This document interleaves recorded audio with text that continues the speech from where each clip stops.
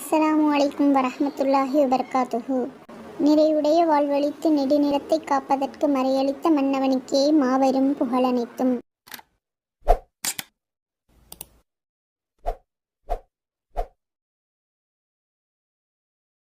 அவுதுபில்லாஹி மினஷ் ஷைத்தானிர் ரஜீம். பிஸ்மில்லாஹிர் ரஹ்மானிர் ரஹீம்.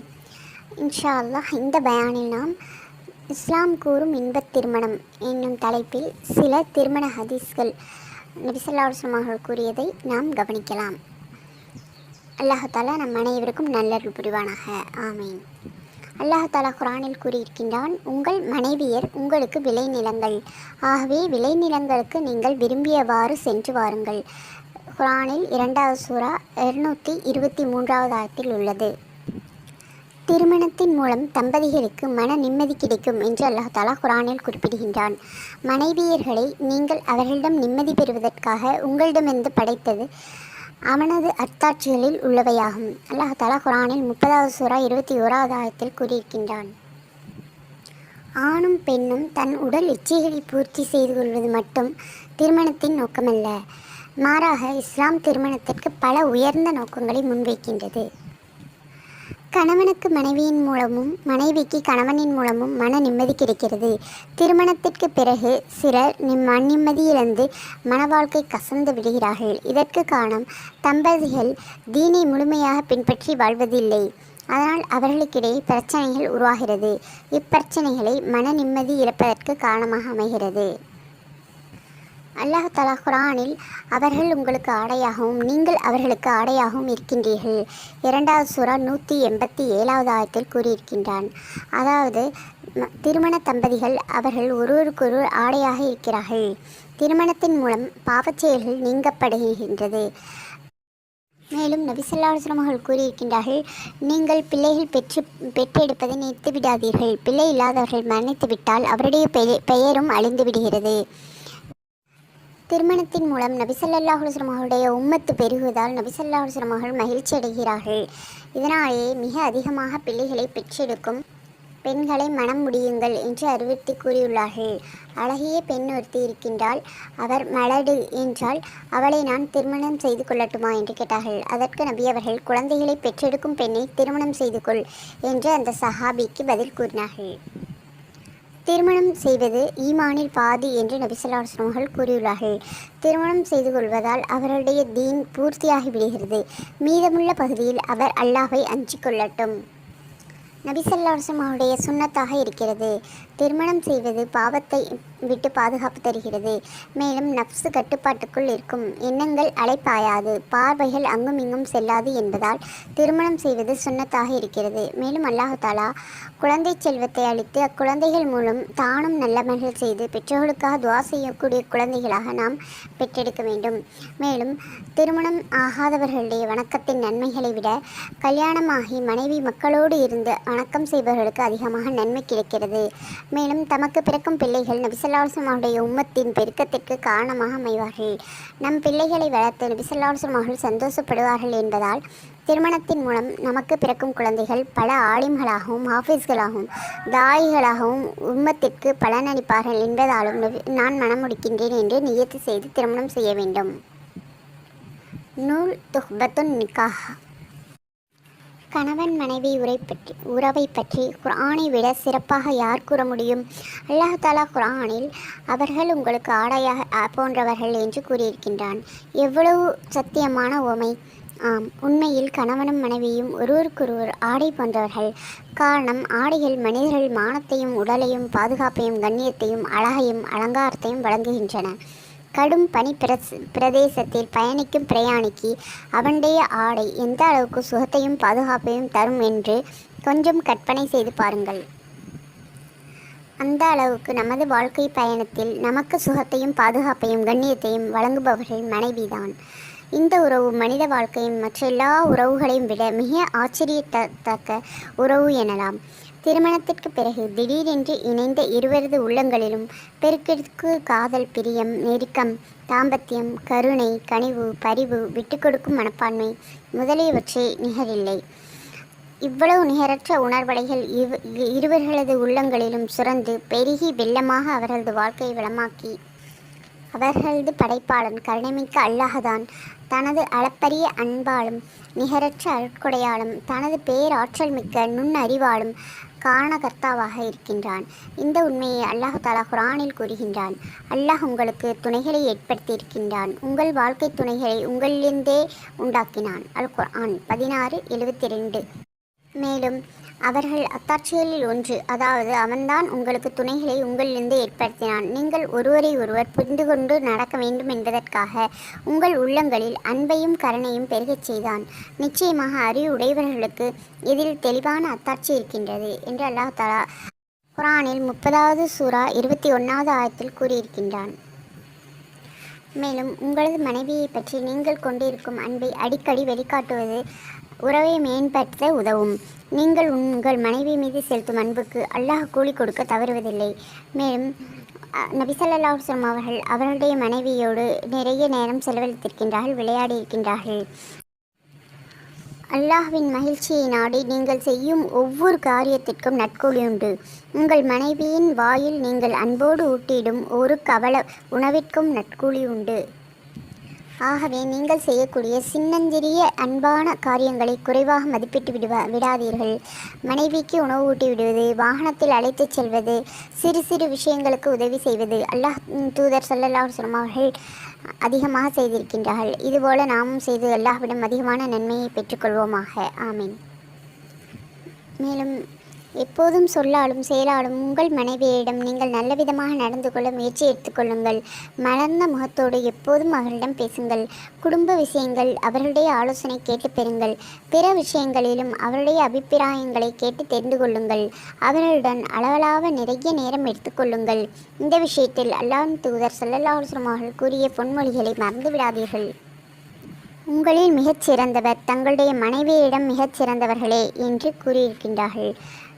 இறுதி நபி ஸல்லல்லாஹு அலைஹி வஸல்லம் அவர்கள் தங்களுடைய மரணம் வரை நபி ஸல்லல்லாஹு அலைஹி வஸல்லம் அவர்கள் தங்களுடைய மனைவியிடம் மிகவும் அன்போடும் பாசத்தோடும் இருந்தார்கள். குடும்பத்தினரோடும் மிகவும் விருப்பமானவர்களாக இருந்தார்கள். அவர்கள் இல்லத்திற்கு வந்தால் அவர்கள் வரவேற்கும் முதல் நபராக நாம் இருக்க வேண்டும். இதற்கு மேலாக ஒரு விஷயம் இருக்கிறது. உங்களது மரணம் வரை அவர்களை விரும்பினால் மட்டும் போதாது. அவர்களை நீங்கள் விரும்புவது உண்மை என்றால் மரணத்திற்கு பிறகும் அவர்கள் சொர்க்கத்திலும் உங்களுடைய மனைவியாக இருக்க வேண்டும். இவ்வுலகில் நல்ல அமல்கள் செய்தவர்கள் தங்களுடைய வாழ்க்கையை துணைவிகளிடம் தங்கள் பிள்ளைகளிடம் சொர்க்கம் புகுவார்கள் என்று அல்லாஹ் தஆலா குர்ஆனில் 43வது சூரா 70வது ஆயத்தில் கூறியிருக்கின்றான். நபி ஸல்லல்லாஹு அலைஹி வஸல்லம் அவர்கள் 25 வருட காலம் தங்களது வாழ்க்கை துணையாக அன்னை ஹதீஜா ரலியல்லாஹு அன்ஹா அவர்கள், அதற்கு பிறகு மரணத்திற்கு பிறகு நீண்ட காலமாகியும் அன்னாருடைய குடும்பத்தினர்களை நபி ஸல்லல்லாஹு அலைஹி வஸல்லம் அவர்கள் மணக்காமல் அன்பு செலுத்தி வந்தார்கள். தங்களது வீட்டில் எப்பொழுது ஆடு அறுத்தாலும் அன்னை ஹதீஜாவின் குடும்பத்தினருக்கு ஒரு பங்கை அனுப்பி வைக்க தவறியதே இல்லை.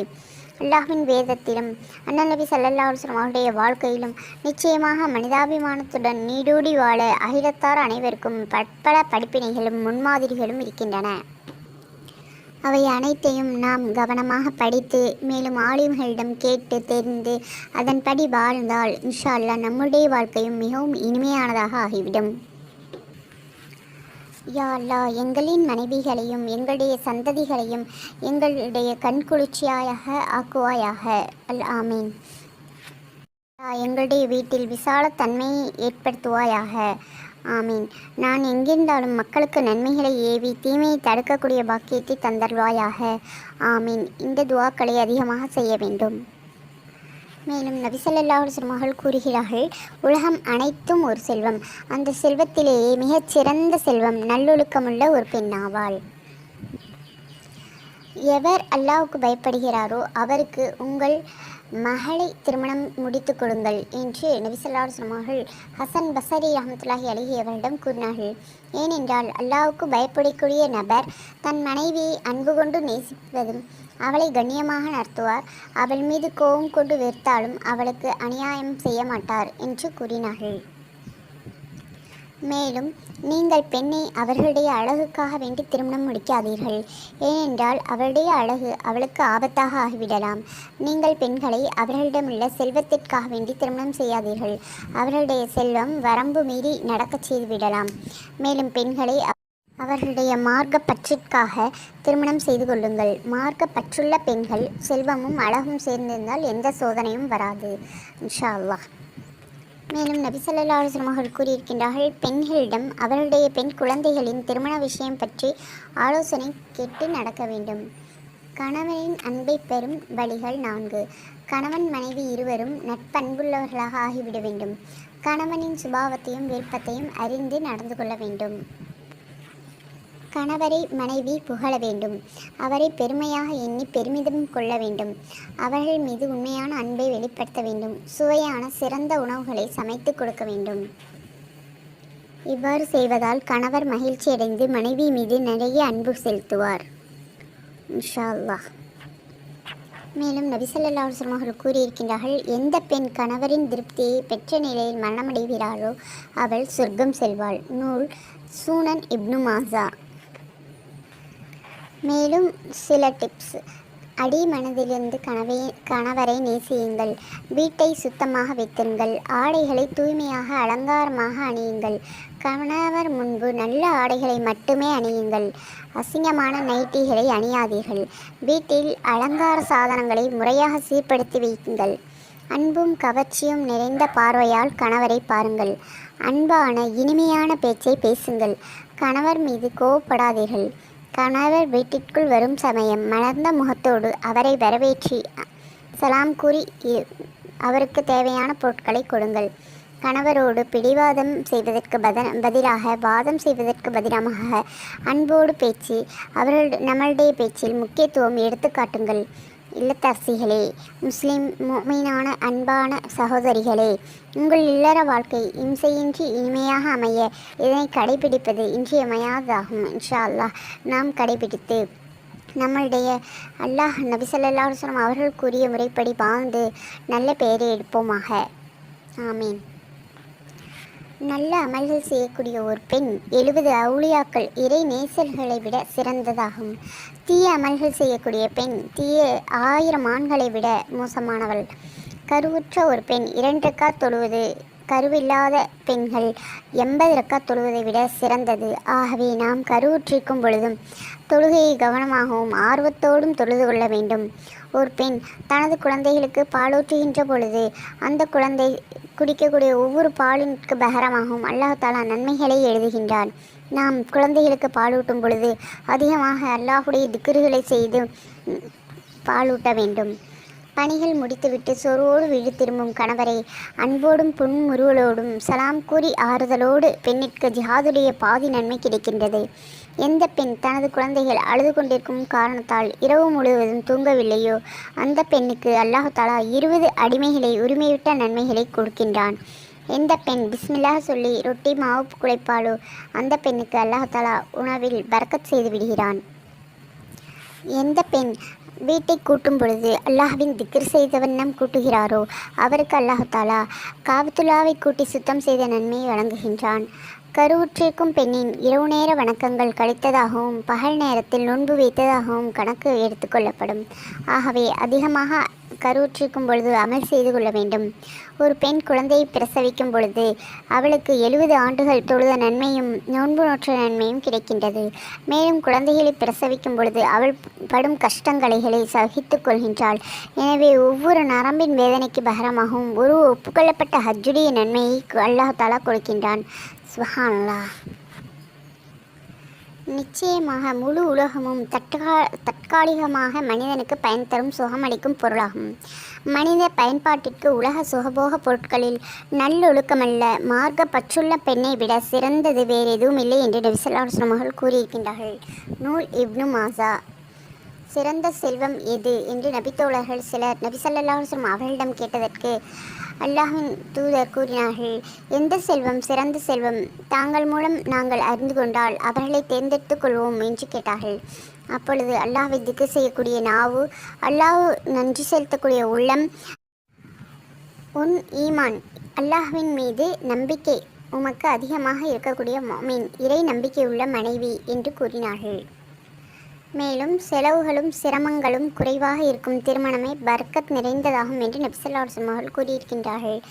ஆகவே நாம் திருமணங்களில் அதிகமான வீண் விரயமான செலவுகளை செய்வதை விட்டும் அல்லாஹ் தஆலா நம்மை பாதுகாப்பானாக. ஆமீன். மனைவியிடம் இருக்கக்கூடிய பண்புகள் 4. மனதில் நல்ல நன்மைகளான விஷயங்களை வைத்திருக்க வேண்டும். முகத்தில் வெட்கம் இருக்க வேண்டும். பேச்சில் இனிமை இருக்க வேண்டும். கரங்கள் வீட்டு வேலைகளில் ஈடுபட்டிருக்க வேண்டும். மனைவியின் 3 கடமைகள். மனைவியின் மீது கணவருக்கு செய்ய வேண்டிய கடமைகள் ஏராளம் உண்டு. அவற்றில் கணவனின் பொருட்கள் விஷயத்தில் மனைவியின் மீது 3 கடமைகள் இருக்கின்றன. கணவனுடைய பொருளை, செல்வத்தை பாதுகாப்பாக வைக்க வேண்டும். தேவைக்கு அதிகமாக கேட்பதை தவிர்க்க வேண்டும். கணவர் ஹராமான பொருட்களை சம்பாதிப்பதை விட்டும் நாம் பாதுகாக்க வேண்டும் இன்ஷா அல்லாஹ். மேலும் நபி ஸல்லல்லாஹு அலைஹி வஸல்லம் அவர்கள் கூறுகிறார்கள், எந்த பெண்மணி 5 நேர தொழுகைகளை சரியான முறையில் தொழுது ரமலான் மாதம் நோன்பு வைத்து தன் மர்மஸ்தானத்தை பேணி பாதுகாத்து தன் கணவனுக்கு வழிபட்டு நடப்பாளோ அவர் விரும்பிய வாசலில் சொர்க்கம் செல்வாள். விரும்பும் எந்த வாசல் வழியாக வேண்டுமென்றாலும் சொர்க்கத்தில் நுழைவாள். நூல் மிஸ்காத். நம் பாதுகாப்பிற்காக அல்லாஹ்வினால் நியமிக்கப்பட்ட மலக்குகள் 3 சந்தர்ப்பங்களில் நம்மை விட்டு விலகி நின்று விடுகிறார்கள். அது மனைவியோடு உடல் உறவு கொள்ளும் பொழுது, மலஜலம் கழிக்கும் பொழுது, சிறுநீர் கழிக்கும் பொழுது. ஆகவே இந்த வேலைகளை சீக்கிரமாக முடித்து கொள்ள வேண்டும். நபி ஸல்லல்லாஹு அலைஹி வஸல்லம் அவர்களுடைய காலத்தில் நான் ஒரு பெண்ணை மனம் முடிக்கப் போகிறேன். நபி ஸல்லல்லாஹு அலைஹி வஸல்லம் அவர்கள் அந்த பெண்ணை பார்த்தீர்களா என்று கேட்டார்கள். நான் இல்லை என்றேன். அதற்கு நபி ஸல்லல்லாஹு அலைஹி வஸல்லம் அவர்கள் அவளை பார்த்துக்கொள், அது உங்களிடையே நேசத்தை ஏற்படுத்தும் என்று கூறினார்கள். மனம் முடிக்கக்கூடிய பெண்களை ஒருமுறை பார்த்து கொள்ள வேண்டும். எளிய முறையில் திருமணம் செய்வதை பகிரங்கப்படுத்துவது எப்படி? நபி ஸல்லல்லாஹு அலைஹி வஸல்லம் அவர்கள் கூறினார்கள், திருமணம் நடப்பதை அறிவிப்பு செய்யுங்கள். திருமணத்தை பள்ளிவாசலில் நடத்துங்கள். திருமணத்தின் பொழுது சலங்கையின்றி தஃப் அடியுங்கள். சிறு குழந்தைகளை கொண்டு பாடல்கள், கவிதைகள், மியூசிக்கின்றி பாட வேண்டும். திருமணம் முடிந்த தம்பதிகளுக்கு தனிமைக்கு பிறகு வலிமா விருந்து கொடுக்க வேண்டும். அபூ ஹுரைரா ரலியல்லாஹு அன்ஹு அவர்கள் அறிவிக்கின்றார்கள், நபி ஸல்லல்லாஹு அலைஹி வஸல்லம் அவர்களிடம் பெண்களில் மிகச் சிறந்தவர் யார் என்று கேட்கப்பட்டது. அதற்கு நபி ஸல்லல்லாஹு அலைஹி வஸல்லம் அவர்கள், கணவன் அவளை பார்த்தால் மகிழ்விப்பாள், அவர் ஏவினால் கட்டுப்படுவாள், அவரது பொருளிலும் ஆன்மாவிலும் அவள் வெறுக்கும் காரியங்களில் அவளுக்கு மாறு செய்ய மாட்டாள் என்று கூறினார்கள். நூல் முஸ்னத் அஹ்மத். மேலும் நல்ல துணை அமைவதற்கு சில துஆக்களை நபி ஸல்லல்லாஹு அலைஹி வஸல்லம் அவர்கள் கூறி தந்திருக்கிறார்கள். குர்ஆனிலும் உள்ளது. குர்ஆனில் 26வது சூரா 74வது ஆயத்தில், எங்களுடைய ரப்பே, எங்கள் மனைவியிலிருந்து எங்களுக்கு சந்ததிகளிலிருந்தும் கண்களுக்கு குளிர்ச்சியை தருவாயாக, மேலும் எங்களை தக்வா உடையவர்களுடைய முன்னோடிகளாக ஆக்குவாயாக என்று அல்லாஹ் தஆலா கூறியிருக்கின்றான். யா அல்லாஹ், எங்களுடைய மக்களுக்கு நீ வழங்கும் வழிகெடாத, பிறரையும் வழிகெடுக்கச் செய்யாத குடும்பம், செல்வம், குழந்தைகள் ஆகியவற்றில் சிறந்ததை நான் உன்னிடம் கேட்கின்றேன். யா அல்லாஹ், எங்கள் செவிகளில், பார்வைகளில், இருதயங்களில், மனைவியரில் பர்க்கத் செய்வாயாக, குழந்தைகளில் பர்க்கத் செய்வாயாக, எங்களுடைய பாவங்களை மன்னிப்பாயாக. யா அல்லாஹ், நிச்சயமாக நீயே பாவங்களை மன்னிக்கக்கூடியவன், இரக்கம் காட்டுபவன். இதுபோன்று அதிகமாக நாம் துஆ செய்து கொண்டே இருக்க வேண்டும். ஆண் பெண் பேசி முடித்த பிறகு நிச்சயம் செய்வதற்கு முன்பு 2 ரக்காத் ஸலாத்துல் இஸ்திகாரா தொழுது, யா அல்லாஹ், எனக்கு நல்ல துணையை தருவாயாக என்று துஆ செய்ய வேண்டும். ஒவ்வொரு தொழுகைக்கு பிறகும் துஆ செய்து கொண்டே இருக்க வேண்டும். அல்லாஹ் தஆலா நல்ல துணையை கொடுப்பான் இன்ஷா அல்லாஹ்.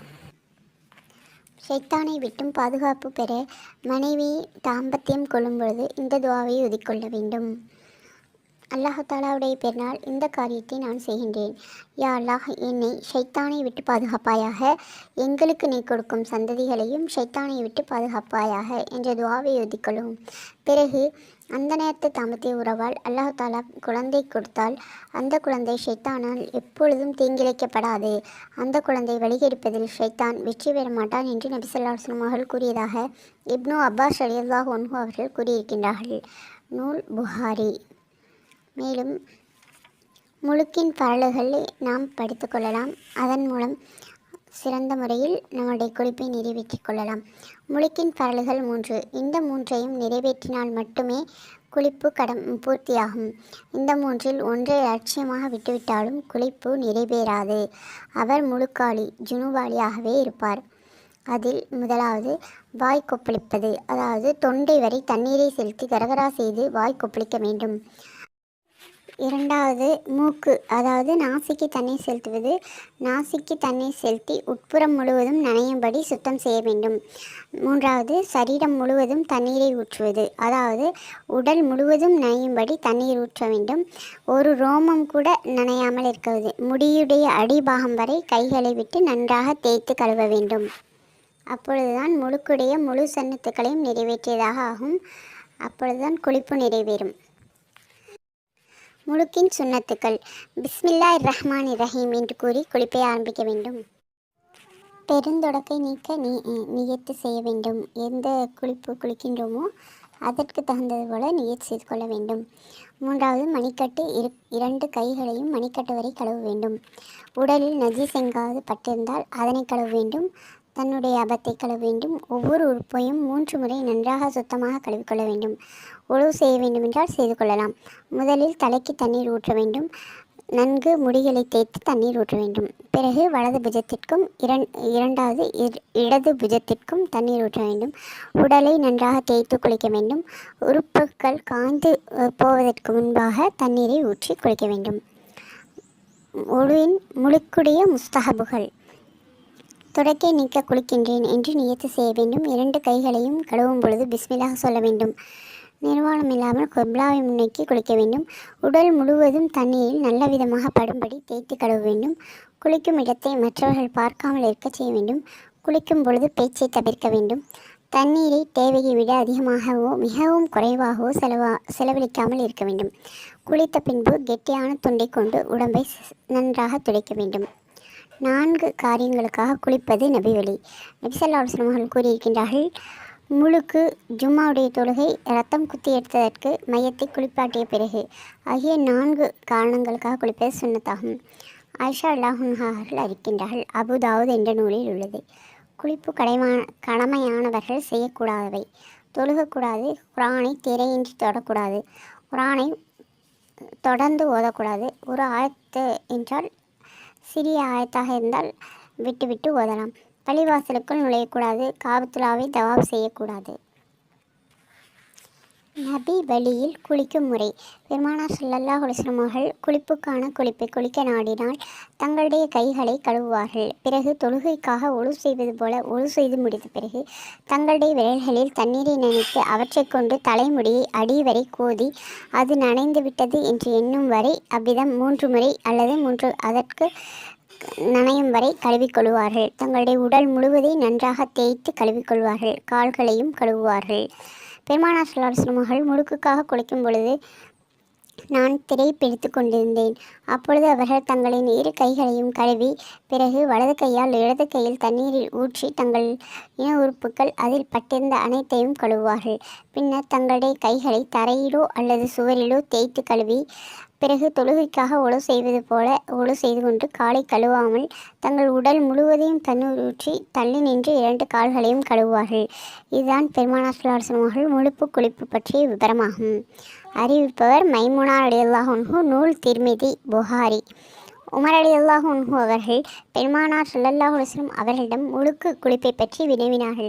அப்பொழுது ஸல்லல்லாஹு அலைஹி வஸல்லம் அவர்கள் முதலில் 2 முறையோ அல்லது 3 முறையோ தனது வலது கையை பாத்திரத்தில் விட்டு தண்ணீர் அள்ளி தனது இன உறுப்பின் ஊற்றி தங்களின் இடது கையை கொண்டு அதையும் அதில் உள்ளவற்றையும் துப்புரவாக கழுவி விரும்பினால் இடது கையை தரையில் தேய்த்து தண்ணீர் ஊற்றி கழுவ வேண்டும். பின்னர் 2 கைகளையும் 3 முறை கழுவி 3 முறை வாய் கொப்பளித்து 3 முறை நாசிக்கு தண்ணீர் செலுத்தி 3 முறை கைகளை முழங்கை வரை கழுவி தலைக்கு மசாஜ் செய்யாமல் தண்ணீர் ஊற்றவும் என்று கூறினார்கள். அறிவிப்பவர் இப்னு உமர் ரலியல்லாஹு அன்ஹு, நூர் நசாஇ. முடியில் அடியிலும் முழுக்கு. நபி ஸல்லல்லாஹு அலைஹி வஸல்லம் அவர்கள் கூறினார்கள், ஒவ்வொரு முடியின் அடியிலும் முழுக்கு விதியாகி விடுகிறது. எனவே முடியின் அடி முடி வரை நன்றாக தேய்த்து கழுவுங்கள். அறிவிப்பவர் அபு ஹுரைரா ரலியல்லாஹு அன்ஹு, நூல் அபு தாவூத். முழுக்கான குளிப்பில் ஒரு முடி அளவுள்ள இடத்தை கழுவாமல் எவர் விட்டுவிடுவாரோ அவருக்கு நரகத்தில் இன்னின்ன விதமான வேதனை செய்யப்படும் என்று நபி ஸல்லல்லாஹு அலைஹி வஸல்லம் அவர்கள் கூறியதாக அலி ரலியல்லாஹு அன்ஹு அவர்கள் தெரிவித்து இருக்கின்றார்கள்.